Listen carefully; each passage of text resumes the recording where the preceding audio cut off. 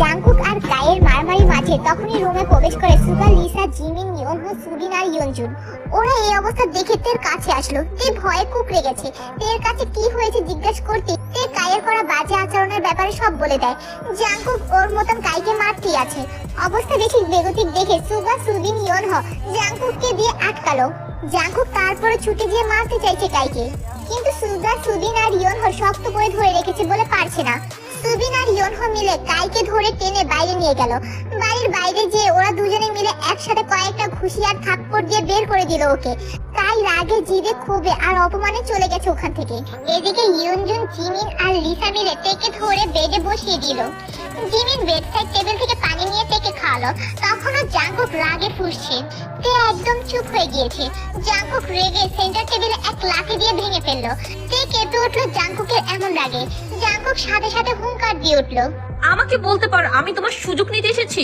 ওকে দেখে বুঝতে পারোনি ও যে তোমার সুযোগ নিতে এসেছে? আমার গায়ে হাত তুলতে পারো তোমাকে কিস করেছি বলে, ওর গায়ে হাত তুলতে পারোনি। তোমার সাথে জোর জবরদস্তি করেছিল বলে রাগ শুধু আমাকে দেখাতে পারো তুমি, তাই না? আর কারোর উপর রাগ দেখাতে তোমার কষ্ট লাগে? তে নিশ্চুপ। এই এই একদম চুপ করে থাকবে না আমার সামনে, না হলে দুই গালে দুটো মেরে 5 আঙ্গুলের ছাপ বসিয়ে দিব। তে ভয়ে কেঁপে উঠলো, কিন্তু তাও চুপ করে রইলো। কি হলো, কথা বলো। কি?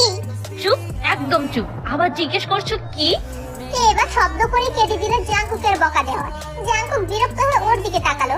এর দিকে তাকাতেই ওর সব রাগ বলে পানি হয়ে গেল। বাচ্চাদের মতো নাক টানছে সমানে আর ঠোঁট উল্টে কাঁপছে। দুধে আলকা চেহারাটা লাল টমেটো হয়ে গেছে ফুলে। নাকের মাথাটা লাল টকটকে হয়ে আছে। দেখে অনেক কিউট লাগছে ওকে।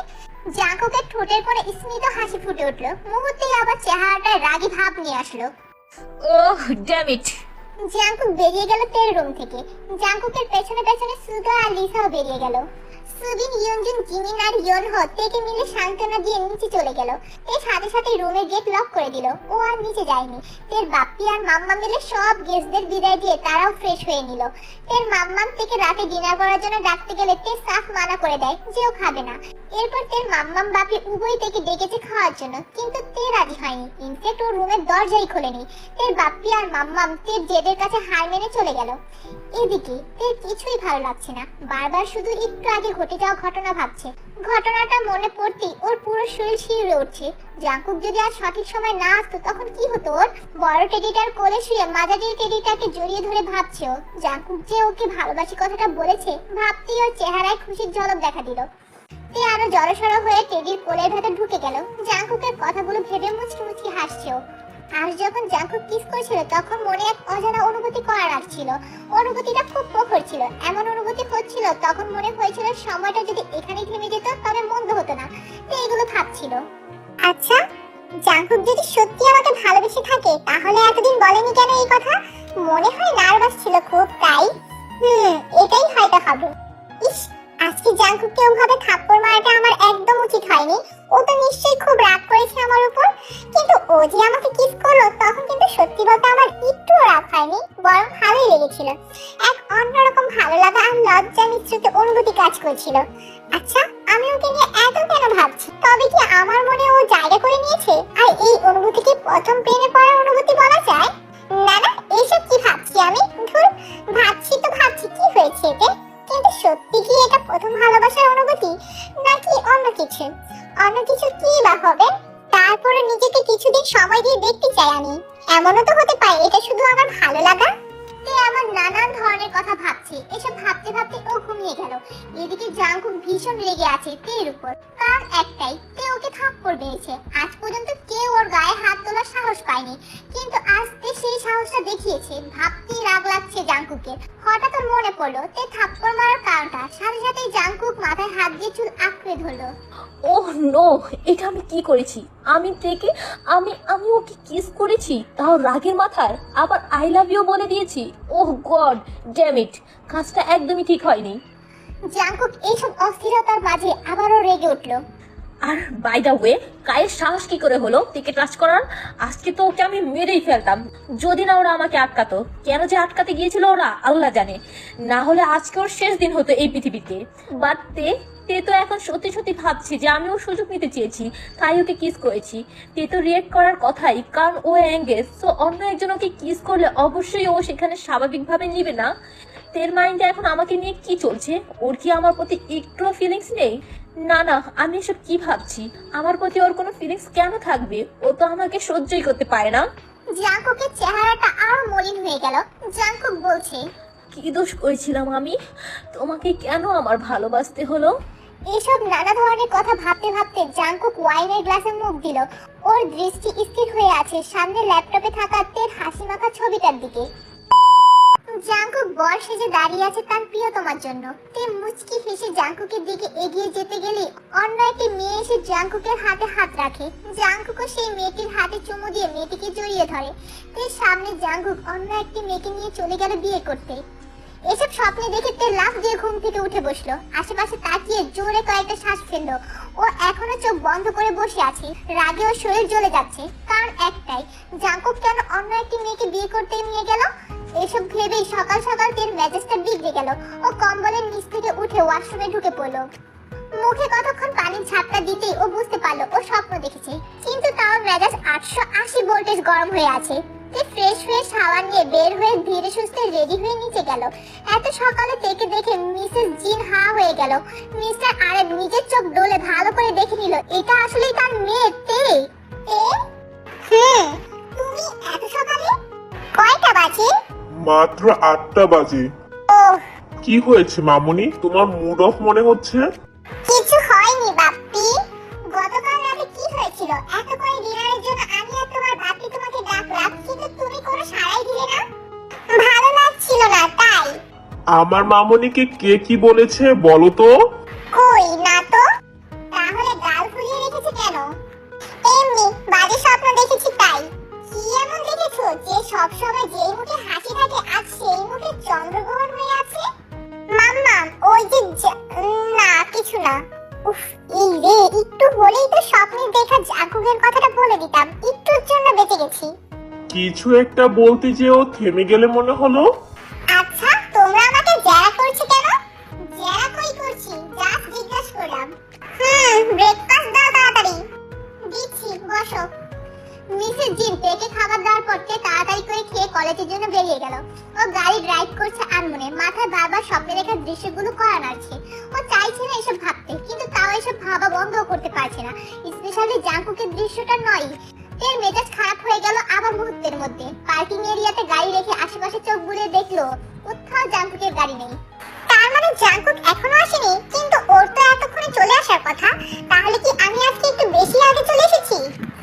ধুর, কি সব ভাবছি আমি। যাই, জিমিন আর ইয়োনহোর সাথে দেখা করে আসি। তে ক্যান্টিনে চলে গেল। ক্যান্টিনে ঢুকতেই দেখতে পেল জিমিন আর ইয়োনহোকে। তেকে আজ এত তাড়াতাড়ি দেখে জিমিন আর ইয়োনহোর চোখ তো কপালে উঠে গেল। জিমিন আর ইয়োনহো একে অপরের দিকে তাকিয়ে আবার তের দিকে তাকালো। নিজেদের চোখ ভালো করে মুছে নিয়ে দেখলো আসলেই তে আসছে। কি রে, সূর্য আজকে কোন দিকে উঠেছে? ভুল দেখছি না তো? তুই আসলেই তে তো? তুই ওদের কথা শুনে বিরক্ত হয়ে তাকালো ওদের দিকে। থাপ্পড় না লাথি, কোনটা দিলে বিশ্বাস করতে সুবিধা হবে তোদের? একটাও দেওয়া লাগবে না। তাহলে এমনি এমনি বিশ্বাস করে নে। চল ক্লাসে যাই। চল। ওকে। তে ইয়োনহো আর জিমিন হলরুমের পাশ দিয়ে যাওয়ার সময় একটা পরিচিত গানের কণ্ঠ শুনতে পেল। তে সাথে সাথে দাঁড়িয়ে গেল ওখানে। ইয়োনহো আর জিমিনও দাঁড়িয়ে গেল তেকে দাঁড়াতে দেখে। তে হলরুমের সামনে যে গেট খুলতেই দেখতে পেল জাঙ্কুককে। জাঙ্কুক হাতে গিটার নিয়ে বসে আছে। জাঙ্কুকের গিটার বাজানো দেখে তে কিছুটা অবাক হলো, কারণ ও জানতো না যে জাঙ্কুক গিটার বাজাতে জানে। গিটার বাজাতে বাজাতে জাঙ্কুকের চোখ গেল গেটের দিকে। ওখানে থেকে দাঁড়িয়ে থাকতে দেখে মুচকি হাসলো। আজকে ওর মুড খুব ফ্রেশ, যার কারণ হলো জাঙ্কুকের ড্যাড। তেকে দেখে জাঙ্কুক গিটার বাজিয়ে গান ধরলো। ঠিক এমন এভাবে তুই থেকে যাস অভাবে, আমি বুঝেছি ক্ষতি নেই, আর তুই ছাড়া গতি নেই। ছুঁয়ে দে আঙুল, ফুটে যাবে ফুল, ভিজে যাবে গা, কথা দেয়া থাক, গেলে যাবে চোখের বাহিরে না। ফুটে যাবে ফুল, ভিজে যাবে গা, কথা দেওয়া থাক, গেলে যাবি চোখের বাইরে না। গান শেষ ফিসফিস করে জাঙ্কুক তের দিকে তাকালো। তে মুগ্ধ নয়নে তাকিয়ে আছে জাঙ্কুকের দিকে। জাঙ্কুকের গানের গলা যে এত সুন্দর তা তের জানাই ছিল না। গানটা যে তেকে ডেডিকেট করে গাওয়া তা বুঝতে সময় লাগলো না ওর। জাঙ্কুক আর চোখে তের দিকে তাকাচ্ছি। ও এখন যথাসম্ভব তের থেকে দূরে থাকতে চায়, কারণ তে ওকে থাপ্পড় মেরেছে তাই। জাঙ্কুক তের দিকে রাগি চোখে তাকিয়ে উঠে তের পাশ কাটিয়ে চলে গেল। জাঙ্কুককে এভাবে চলে যেতে দেখে তে ভ্রু কুঁচকে তাকালো ওর যাওয়ার দিকে। তেও আর কিছু না ভেবে জাঙ্কুকের পেছনে দৌড় লাগালো। জিমিন আর ইয়নহো হলরুমে দাঁড়িয়ে রইলো। লিসা আর সুগাও হলরুমে বসেছিল। জাঙ্কুককে এভাবে চলে যেতে দেখে ওরাও একটু অবাক হলো। ওরা জাঙ্কুকের পেছনে যেতে যেয়ে তেকে জাঙ্কুকের পেছনে যেতে দেখে ওরা আর গেল না। সুগা জিমিনের দিকে তাকাতেই জিমিন মুখ ভেঙচি দিল। ইয়নহো লিসার দিকে তাকাতেই লিসা এমন ভাব নিল ওর কাঁধের সামনে আসা চুলগুলো পেছনে ছিটিয়ে দিল। পেতনি, মুখ ভেঙচি দিও না, না হলে মুখটা বাঁকা হয়ে যাবে। আমি পেতনি, আমি জানি, তোমায় বলতে হবে না।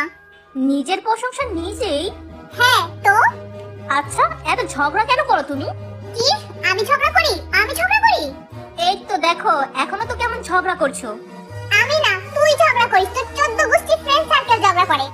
আমার 14 গোষ্ঠীর ফ্রেন্ড সার্কেল এখানে কোথা থেকে আসলো? তো আমাকে বললি কেন আমি ঝগড়া করি? আরে তুই তুকারি কেন করছো? সব দোষ তোর। আমার মেজাজটাই খারাপ করে দিয়েছিস তুই, শয়তান বজ্জাত পোলা জানি কোথাকার। জিমিন হন হন করে হলরুম থেকে বের হয়ে গেল। সুগা হতভম্ব হয়ে দাঁড়িয়ে আছে। জিমিন হলরুমের বাইরে এসে ফিক করে হেসে দিল। ও হাসতে হাসতে ওখান থেকে চলে গেল। লিসা বসে বসে চ্যাটিং করছে দেখে ইয়নহোকে খোঁচা মেরে বলল, কোন ভালো মানুষের হায়াত কমাচ্ছো? মানে কি? তুমি তো কোনো মানুষের সাথে স্বাভাবিকভাবে কথা বলো না, তাই বললাম আর কি। তুমি কি বলতে চাও আমি অস্বাভাবিক আচরণ করি? সে আর বলতে। তুমি মনে হয় খুব স্বাভাবিক আচরণ করো। Any doubt? চেহারাটা একবার আয়নায় দেখো, একদম বানরের মতো লাগে দেখতে। কি, আমার মতো এত হ্যান্ডসাম একটা ছেলেকে তুমি এটা বলতে পারলে? আসছে হ্যান্ডসাম ছেলে, এর থেকে তো তারা বোকাও কিউট হয়। What the? ইয়নহো রেগে কিছু বলতে যেও থেমে গেল আর হন হন করে হলরুম থেকে বেরিয়ে গেল। লিসা ওখানেই হেসে দিল। ও হাসতে হাসতে আবার ফোন টিপতে লাগলো। এদিকে জাঙ্কুক ক্যান্টিনে গিয়ে বসলো। টিও জাঙ্কুকের পেছনে পেছনে এসে জাঙ্কুকের সামনে বসলো। জাঙ্কুক একবার তের দিকে তাকিয়ে নিজের ফোন নিয়ে ব্যস্ত হয়ে পড়লো। তে বেশ কিছুক্ষণ ওভাবে বসে রইলো, কিন্তু জাঙ্কুক ওর সাথে কোনো কথা বলছে না দেখে তে এবার রেগে গেল। জাঙ্কুকের হাত থেকে ফোনটা খেয়ে নিল। জাঙ্কুক বিরক্ত হয়ে তাকালো ওর দিকে। তে জাঙ্কুকের হাত ধরে টেনে নিয়ে যেতে লাগলো। জাঙ্কুক তের কাজে অবাক হয়ে গেল। তে পার্কিং এ এসে জাঙ্কুকের হাত ছেড়ে দিল। তের চেহারায় রাগ স্পষ্ট ফুটে উঠেছে। What is this? আমাকে ইগনোর কেন করছো? সরি, আমি কেন তোমাকে ইগনোর করব? তাহলে কথা কেন বলছো না? এমনি মুড নেই। মুড নেই বললেই হলো। তাহলে গতকাল কিস কেন করেছিস বল? কিস করতে মন চেয়েছিল তাই করেছি। ওই, আমাকে কি তোর সরকারি মনে হয় যে যখন ইচ্ছে তখন কিস করবি? চুপ, একদম চুপ। সরকারি মানে কি? হ্যাঁ, নিজেকে এত সস্তা কেন ভাবো তুমি? আমি নিজেকে সস্তা ভাবি? না ভাবলে এই কথাটা বলতে পারতে না। তাতে তোর কি? অনেক কিছু। আর তুই তুকারি বন্ধ করো। আমি আজকে দেখেছি তুমি আমাকে সামনে রেখে অন্য একটা মেয়েকে নিয়ে বিয়ে করতে যাচ্ছ। এটা কি সত্যি? সত্যি তো না, তবে হতে পারে, কজ আমার বিয়ে ফিক্স হয়ে গিয়েছে। কি? Yeah, are you kidding me? No, তাহলে আমাকে কিস করেছিস কেন গতকাল রাতে? It's not a big deal. তোকে তো আমি মুহূর্তেই তে নিজের চোখ বন্ধ করে ফেললো আর ওর হাত দুটো আবদ্ধ হয়ে গেল জাঙ্কুকের শার্টের কলারে। জাঙ্কুক পরম আদেশে তের ঠোঁটের সামনে নিয়ে যাচ্ছে। জাঙ্কুকের দুই হাত তের কোমরে আবদ্ধ হয়ে আছে। কতক্ষণ যে ওরা এভাবে ছিল তার হিসেব নেই। কিছুক্ষণ পরে তেকে ছেড়ে দিতেই তে চেঁচিয়ে উঠলো, ওই হুতুম কাকা, তোর না বিয়ে ঠিক হয়ে গেছে, তারপর তুই আমাকে কিস করলি? হনুমান জানি কোথাকার, তোর বইয়ের উপর ঠাড়া পড়বো, তুই বিধবা হবি, তোর বউ চার ছোকা হইব। বজ্জাত পোলা, রানী মুরগি, টেরা বান্দর, কান কাটা পেতনু, লেজ কাটা টিকটিকি, ছাল ছাড়া মোরগ, ইবলিশ শয়তান, জাপানি গিন্নি, Nigerian anaconda, Australian giraffe, African dinosaur, আর যেন কি? এগুলো কি ছিল? তোর জন্য অভিশাপ আর আমার স্পেশাল গালি। আমার বউয়ের ব্যাপারে এত কিছু বলার সাহস কে দিল তোমাকে? আমার বউ সব থেকে আলাদা, ওর সাথে কারো তুলনা হয় না। ও একদম আমার মনের মতন, আমার মনের রানীও, আমার মেঘ পরিও। তার মধ্যে তুমি কে? জাঙ্কুকের কথা শুনে তের চোখে পানি চলে আসলো। এই ছেলেটা গতকালই ওকে বললো যে ভালোবাসে, আর আজকে তার সমস্ত ভালোবাসা অন্য একটা মেয়ের নামে করে দিল। এটা কিভাবে সম্ভব ভাবছে তে। সরি। তে আর কিছু না বলে দ্রুত পা চালিয়ে নিজের গাড়িতে উঠে চলে গেল। আরে তে, জাঙ্কুক তের এমন ব্যবহারের মানে কিছুই বুঝলো না। ও কি ভুল দেখলো? তের চোখে কি সত্যি পানি ছিল? কে জানে। এখন ওর তো এত কিছু ভাবার সময় নেই। ও চলে গেল ওখান থেকে। তের নাক টানতে টানতে শেষ হয়ে যাচ্ছে। পাশেই বসে আছে তের বাপ্পি। তের মাম্মাম রান্নাঘরে রান্না করছে। তে আসার পর থেকেই কান্না করে যাচ্ছে। কান্না তো না, একে বলে ন্যাকা কান্না, কিন্তু চোখের পানি আছে এতে। তের বাপ্পি মেয়ের পাশে বসে তার মাথায় হাত বুলিয়ে দিয়ে কি হয়েছে জিজ্ঞাসা করছে, কিন্তু তে কোনো কথাই বলছে না, উল্টো আরো জোরে কান্না করছে। মামুনি কি হয়েছে তোমার? তুমি না বললে আমি বুঝবো কি করে? আচ্ছা তোমাকে কে কি বলেছে আমাকে বলো, আমি তার 14 গোষ্ঠী তুলে ফেলবো। বাপ্পি, বলো মামুনি। ওই জাঙ্কুক। এইটুকু বলে আবার ন্যাকামি করে কাঁদতে লাগলো। জাংকুক মানে জং হুসুকের ছেলে? বাপ্পি, ওই জাঙ্কুক, ও আমাকে ও কি বলেছে তোমাকে মামুনি? ও গতকাল আমাকে বলেছে আমাকে নাকি ভালোবাসে, আর আজকে যখন আমি ওর সাথে কথা বলতে গেছি তখন ও আমাকে বলল ওর নাকি বিয়ে ঠিক হয়ে গিয়েছে। এই ন্যাকামি করে কথাগুলো বলে আবার কাঁদতে লাগলো। এর বাপ্পি মেয়ের কথা হাসবে না কাঁদবে কিছুই বুঝতে পারছে না। তো তুমি কি জাংকুককে ভালোবাসো? জানি না তো বাপ্পি, কিন্তু জাঙ্কুকের মুখে অন্য একটা মেয়ের কথা শুনে আমার খুব খারাপ লেগেছে। আমি তো ওর হবু বউকে ইচ্ছে মতো অভিশাপ দিয়ে এসেছি। কত বড় সাহস ওর যে আমার জাঙ্কুককে বিয়ে করবে। তোমার Jungkook? Bappi, okay okay Mamuni, I am sorry. মামুনি কান্না করে না। তার মানে আমার দেখা স্বপ্ন সত্যি হয়ে গিয়েছে। কোন স্বপ্ন? এ সব ওর বাপিকে খুলে বললো। ওর বাপি মিট মিট করে হাসছে মেয়ের কাণ্ড দেখে। মামুনি শোনো, আমি তোমাকে আইডিয়া দিই। তে লাফ দিয়ে ওর বাপের দিকে ঘুরে বসলো। আগে কান্না থামাও। তের বাপ্পি তের গালে হাত দিয়ে চোখের পানি মুছিয়ে দিল। এবার বলো। শোনো মামুনি, ওর বিয়ে ঠিক হয়েছে, বিয়ে তো আর হয়ে যায়নি তাই না? তাহলে তুমি ওকে এখন ইচ্ছে মতো জ্বালাও বা এমন কিছু করো যাতে ওর মন আবার তোমার দিকে চলে আসে। Thank you Bappi, you are genius. Welcome Mamuni. তে উঠে রুমে চলে গেল। রুমে গিয়ে ফোন হাতে নিয়ে দেখতে পেল জাঙ্কুক ওর এনগেজমেন্টের ইনভাইটেশন পাঠিয়েছে। আজকের পার্টটা কিরকম হয়েছে কেউ যদি কমেন্টে না বলো তাহলে কিন্তু পরের পার্ট অনেক দেরি করে দিব। তাই প্লিজ সবাই কিন্তু দেখে কমেন্ট করে যাবেন।